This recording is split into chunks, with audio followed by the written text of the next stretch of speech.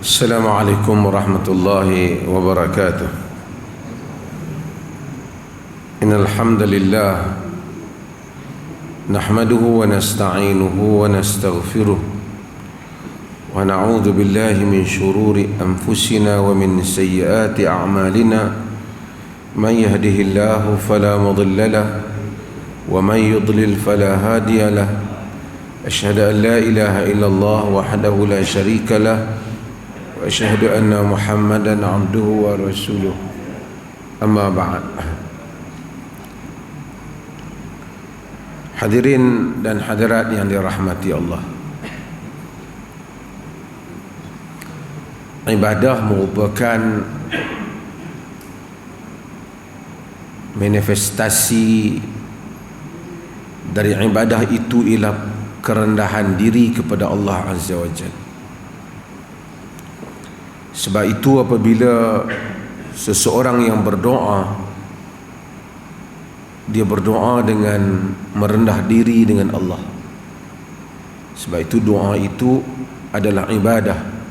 Kerana Nabi SAW menyebut dalam hadis yang diriwayatkan oleh Imam Abu Dawud dalam sunannya, Imam Tirmidzi dan selainnya, baginda menyebut ad-du'a'u huwal ibadah. Doa itu adalah ibadah. Kemudian baginda sallallahu alaihi wasallam membaca firman Allah dalam surah Ghafir, wa qala rabbukum ud'uni astajib lakum. Kata Tuhan kamu, berdoalah kamu kepadaku, nescaya aku sahut doa kamu. Kita di dalam salat, di dalam Fatihatul Kitab, kita sebut iyyaka na'budu wa iyyaka nasta'in. Hanya engkau yang kami sembah, hanya engkau yang kami pohon pertolongan. Kerana ibadah dan memohon pertolongan itu berkait. Sesiapa yang menyembah Allah dan memohon pertolongan selain daripadanya, maka dia mensyirikkan Allah.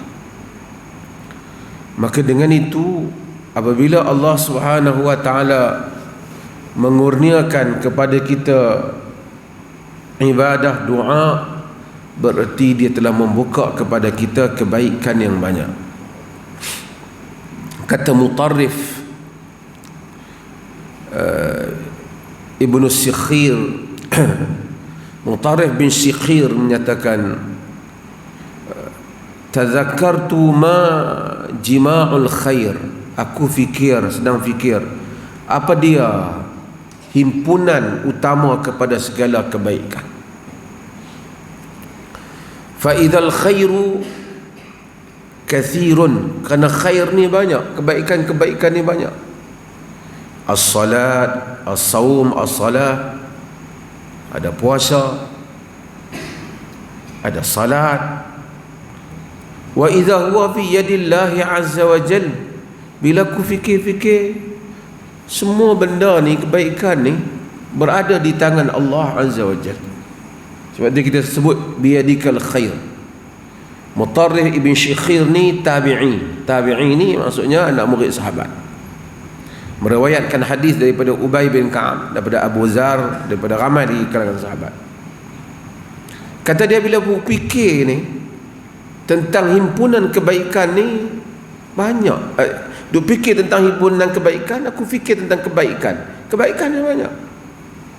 Puasa pun baik, semayang pun benda baik, khair. Bila direnung balik, semua hal ini berada di tangan Allah Azza wa Jalla. Wa idza anta la taqdir ala ma fi yadillahi Azza wa Jalla illa an tas'alahu fayu'tiyak. Bila aku fikir balik, kita ni, kau ni tak mampu nak ambil benda yang di tangan Allah, melainkan kau kena minta kepada Allah dan Allah bagi ke kau. Bila aku renung hal itu, semayang ke apa semua, maka aku faham satu benda bahawasanya fa idza jima'ul khairi ad-du'a, maka himpunan kepada segala kebaikan ini ialah doa. Apa saja kebaikan ni, kepala dia adalah doa. Sayyidina Umar bin Khattab kata, inni la ahmilu hammal ijabah walakin hammad du'a, fa idza ulhimtu ad-du'a fa inna ijabata ma'ahu. Aku tak risau sangat tentang doa mustajab ke tak. Yang ku fikir ialah doa tu sendiri. Bila Allah ilhamkan untuk doa, kemustajaban tu ada di situ. Tuan-tuan, hadirin dan hadirat dan sidang pendengar sekalian, kalau Allah tak ilham doa, nak doa pun tak kerti. Setengah orang kita kata dia susah, masalah banyak. Kita doa lah, kita doa lah Syekh. Dia tak boleh nak doa. Mungkin dia pergi angkat tangan, dia doa, dia tak rasa nikmat doa. Orang kata dia hanyut, angkat tangan doa tapi tak terasa dia minta ke Allah. Kalau tidak, insya-Allah kebanyakan manusia ni selesai masalah dia. Dia angkatlah, orang suruh berdoa, dia pun angkat tangan doa. Fikiran dia ke mana? Perasaan dia ke mana? Permohonan dia ke mana? Allah tak rezeki hal tu kepada dia. Ramai orang, kita duk cerita pasal doa, dia dengar, dia tak ada perasaan dah. Dia kata aku try dah doa, bangkit tahajud tapi tak jadi pun. Dia boleh kata tak jadi. Mana ada bangkit tahajud tak jadi? Ibadah, orang bangkit tengah malam solat. Macam kita cerita kat orang juga, tahajud, solat, qiyamul lail. Dia kata, ish, duk bangkit buat mengantuk lah. Dia tak ada. Sedangkan orang bangkit tahajud, orang solat, orang khusyuk, orang menangis kepada Allah Azza wa Jalla, tapi dia tak boleh. Sebab itu bila Allah kurniakan kepada kita ini keupayaan untuk kita ni berdoa, kita boleh berdoa kepada dia, Allah telah memberikan kepada kita kurniaan yang besar. Kita bincang tentang tazkiyatun nafs, pembersihan diri. Diri ni, manusia ni ada banyak penyakit dalam diri dia. Sebahagian penyakit ni tak tahu ubat dah, melainkan Tuhan yang boleh tolong. Kita ambil penyakit hasad, dengki, tak puas hati kat orang tanpa sebab. Tanya tuan dia, bukan dia tahu apa siapa yang anduk tak puas hati kat dia. Tak tahu kau rasa meluat. Tak pasal apa. Tak tahu aku tengok meluat. Taklah pasal apa. Tak ada. Quran kata fi qulubihim marad fazadahumullahu marada. Dalam jantung hati mereka ada penyakit, Allah tambahkan bagi mereka penyakit. Ini orang hak sombong, bongkak ni penyakit. Adalah, semua orang ada benda tu. Tapi kadang-kadang kita tak tahu macam mana nak buang benda tu. Tak kesian kat orang, jenis tak simpati, kejam dengan orang. Penyakit. Kawan kita sembang ni nanti tu, lagi sembang kemudian. Sejenis penyakit yang tak boleh, dia pun tak tahu ubat dia. Sebab itu Nabi SAW ajar supaya Manusia ni doa untuk diri dia. Allahumma ati nafsi taqwaha wa zakkiha. Allahumma ati nafsi taqwaha wa zakkiha wa anta khairu man zakkaha anta waliyuha wa maulaha. Dalam hadis Muslim. Kena doa Allahumma ati nafsi taqwaha. Ya Allah, bagikanlah untuk diriku taqwa. Wa zakkiha, tolong bersihkan jiwa. Wa zakkiha anta khairu man zakkaha, engkaulah sebaik-baik yang membersihkannya. Anta waliyuha wa maulaha, engkaulah pelindungnya dan engkaulah tuannya.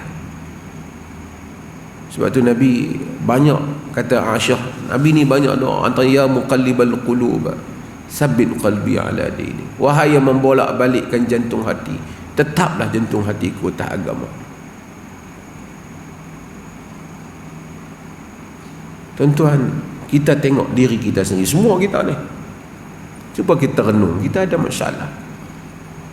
Diri ruh ni kalau kita tak bersihkan dia. Kita renung kadang-kadang aku ni bongkak. Aku ni hasad kawan. Aku ni susah, ego tak boleh terima kebenaran. Aku ni bakhil, kedekut aku ni. Aku ni tak tahu bersyukur. Orang mungkin tak nampak, bahasa kita mungkin Masya Allah, Alhamdulillah. Allah tahu diri kita. Wala tuzakku anfusakum. Tuhan kata kamu jangan duk puji diri kamu. Penyakit ni bila balik pergi ke Allah, dia tak selamat. Sebab tu Nabi kata hasad tu yakulul hasanat. Hasad tu makan kebaikan. Ramai orang bagus nampak bagus di dunia, balik pergi ke Allah tak ada apa, habis dimakan oleh hasad. Hasad kat jiran sebelah. Kita ni mungkin tak hasad kepada orang yang rendah daripada kita, tapi kita akan hasad orang yang setara, boleh challenge dengan kita. Kadang-kadang orang hasad dengan adik-beradik dia sendiri dah hasad.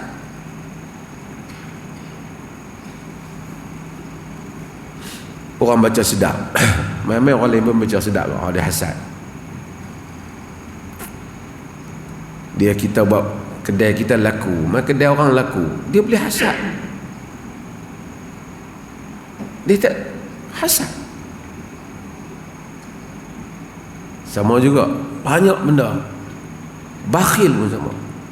Ada di rumah makan tak habis dah, tapi tak bagi ke orang lah.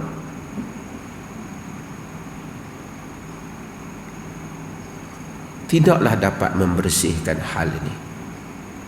Terai pi ambil nasihat ustaz tadi. Bolehlah nasihat ni, tapi hak pegang jiwanya, yang membolak-balikkan jantung hati ni Allah Ta'ala. Sebab itu Nabi ajak supaya doa, Allahumma ati nafsi taqwa. Wahai Tuhan, tolong datangkanlah kepada diri aku ni taqwa ni. Wa zakkiha, tolong bersihkannya. Anta khairu man zakkaha, engkaulah yang sebaik-baik yang membersihkannya. Anta waliyuha wa maulaha, engkau adalah walinya, pelindungnya, engkaulah tuannya. Dalam riwayat Imam Ahmad, Aisyah kata Nabi doa ni masa Nabi sujud, malam-malam doa ni. Kita mari semayang ni malam ni, malam berapa?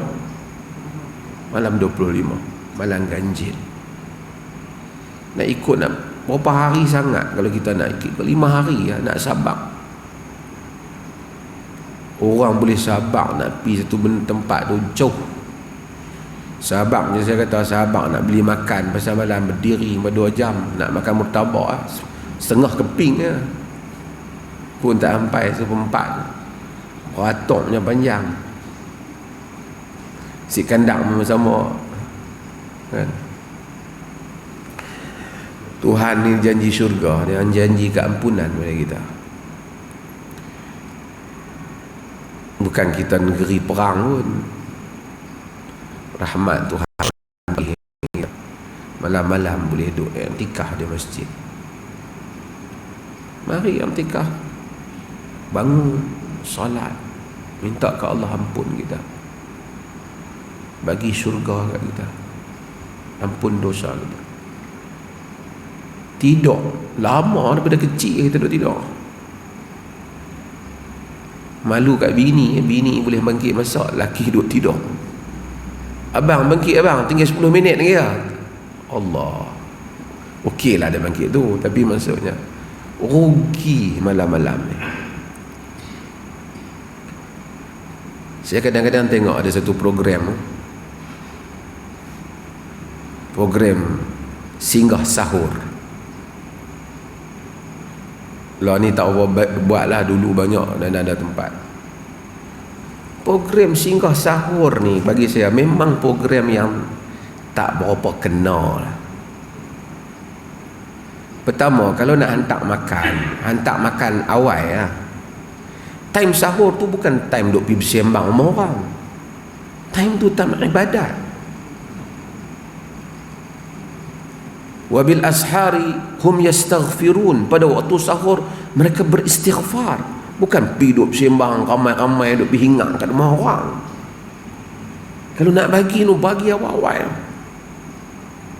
Melainkan kalau kita di negeri macam Syria, makanan tak ada, masa tu kita pergi bagi lah. Mereka nak sahur makan tak ada. Kawan hak kita nak bagi sahur tu pun dia pun makan jenuh dah tadi ni. Lepas tu terang nak bagi, ketuk rumah dia bersembang, lepas tu ambil gambar. Tak padan, baziak sayang. Kalau kena malam Lailatul Qadar, 1 rakaat 2 rakaat malam tu lebih baik daripada 1000 bulan. Kita pergi duduk sembang kat tangga rumah orang, tak padan. Lepas tu dah ramai-ramai duduk mengumpat pula, lagi tak kena. Lepas tu duduk melawak lebih kurang. Bukanlah kata salah pergi bagi makan tu, betul, timing tu tak kena. Waktu ni Allah jadikan, bersihkan diri kita. Tadi orang duk tanya pasal orang perempuan yang haid. Rugi orang perempuan yang haid ni. Macam mana bila mai Lailatul Qadar tak boleh ibadat lah mereka. Saya ada jawab lah ringkas lah. Saya kata mereka boleh ibadat lagi. Yang tak boleh ialah solat ni tak boleh. Tapi ibadat dalam Islam bukan solat saja. Banyak boleh. Sedekah ibadat boleh. Lepas maghrib tu pergi tengok mana orang miskin jumpa, pergi sedekah, ibadat. Doa macam tadi, doa huwal ibadah. Doa tu sendiri ialah, itulah ibadah, kata Nabi. Kalau orang perempuan hati lain sembahyang tu, dia duduk di rumah dia, duk angkat tangan, doa 5-6 jam, ibadat. Minta pula apa yang Tuhan nak, apa hajat dia. Tasbih, subhanallah, subhanallah, ibadat boleh. Istighfar, banyak fadilat istighfar, ibadat. Tuan-tuan, manusia kadang-kadang dia tak tahu, dia serabut. Apa sih, tak tahu aku ni serabut. Dia sebagai orang ada penyakit. Kita abang dia istighfar. Tuhan mau kita rendah hati, bukan dia pun balik kira astagfirullah, astagfirullah, bukan yang tu. Rendah diri pada Allah. Astaghfirullahaladzim, minta ampun ya Allah, minta ampun. Nabi istighfar, hatta Nabi kata ada sabut istighfar. Syekhul Islam Ibn Taymiyah kata, aku kadang-kadang ada masalah, istighfar sehari sampai 1000, hilang masalah. Padahal 1000 tu tak sampai sejam istighfar, tapi elok-elok istighfar semua. Alhamdulillah, la ilaha illallah, la ilaha illallah, terbaik kalimah yang paling Allah suka. Langit dan bumi tidak ada nilainya dibandingkan la ilaha illallah Muhammadur Rasulullah. Itu la ilaha illallah, la ilaha. Orang perempuan kita apa lagi boleh? Subhanallah, alhamdulillah. Semua selawat Allahumma salli ala Muhammad wa ala ali. Banyak yang boleh. Tapi orang perempuan sebenarnya tidak. Siapa tidak? Aku period. Tahun depan lah pula. Dari tu kadar. Rugi lah. Ni hak lelaki yang tak period pun masalah. Dia period lebih daripada perempuan ni. Baca Quran, ialah majoriti ulama tak benarkan. Tetapi dalam mazhab Malik, mereka benarkan baca Quran wanita yang haid. Demikian juga salah satu qaul di dalam daripada riwayat daripada Imam Ahmad. Syekhul Islam Ibn Taimiyah rahimahullah berhujah dalam masalah ni. Dia kata orang perempuan boleh baca haid, boleh baca Quran. Al-Imam Ibn Qayyim sebut yang sama. Al-Imam Syaukani sebut yang sama. Lajnah Fatwa Saudi pun pilih pendapat yang sama. Al-Qardawi pun pendapat yang sama. Boleh baca Quran. Kerana hadis yang kata tak boleh itu riwayat daripadanya rawinya ada Ismail bin Ayyash. Ismail Ayyash apabila meriwayatkan daripada Hijaziyin, orang rawi-rawi Hijaz, maka dia dhaif dalam masalah itu. Kalau dia riwayat daripada Syam tak apa. Apa pun majoriti tak bagi, tapi siapa yang nak baca dia boleh baca. Cuma dia tak payah pegang Quran lah. Dia tak payah sentuh Quran. Dia boleh baca ingatan. Sekarang tu boleh handphone. Handphone bukan Quran. Kalau handphone jadi masalah Quran, dia tak boleh bawa masuk bilik yang amal lah. Kerana dia hanya muncul bila kita ni dia bukan tetap Quran di situ. Jadi boleh baca kalau dia nak baca. Kalau dia tak mau baca, boleh buat amalan tadi. Wanita. Dan kita, Nabi ni wa aiqadha ahlahu. Nabi ni hidupkan, kejutkan, bangkitkan kaum keluarga dia. Kita ni ajak isteri kita, jomlah pergi masjid lah. Kau nak tidur di masjid ni, sebahagian dia tak tahan dengan kapet, gatai ke apa. Bukit 3, bukit 2 main masjid. Mengantuk bila esok siang. Dalam 5 hari ni ya. Patut 10 hari lah, ni dah amat hari ke-5. Orang nak pergi beli tudung artis pun boleh pergi tidur di luar. Dapat selai tudung tu ya. Pakai pun bukan nak segak macam artis tu, dah teratur. Artis tu pun sebahagian tu kalau basuh muka malam-malam, buang makeup tu lebih orang kampung kita juga. Tapi hak ni Allah janji, Allah janji yang fadilat yang besar. Lailatul Qadar ni mudah-mudahan kita semua dapat bawa. Saya nak sembang tu ya. Masjid, banyak masjid ni pun buat i'tikaf. Buat tak? Kita ada i'tikaf di Masjid Arau, di Masjid Alwi, banyak masjid buat. Mailah tuan-tuan, terutama yang dah berumur. Bukanlah syarat yang muda tak mati juga yang muda pun. Tapi marilah dalam hayat-hayat kita ni i'tikaflah di masjid, solatlah. Tak semesti ikut imam tu. Mungkin imam semayang, kita nak solat sendiri, kita solat sendiri. Sujud, minta doa banyak-banyak ke Allah. Luahkan semua hasrat kita. Tak larat dah nak berdiri, duduk istighfar. Dah istighfar dah sampai beribu kali, sebut pula subhanallah, alhamdulillah. Habis tu sebut pula Allahumma salli ala Muhammad wa ala.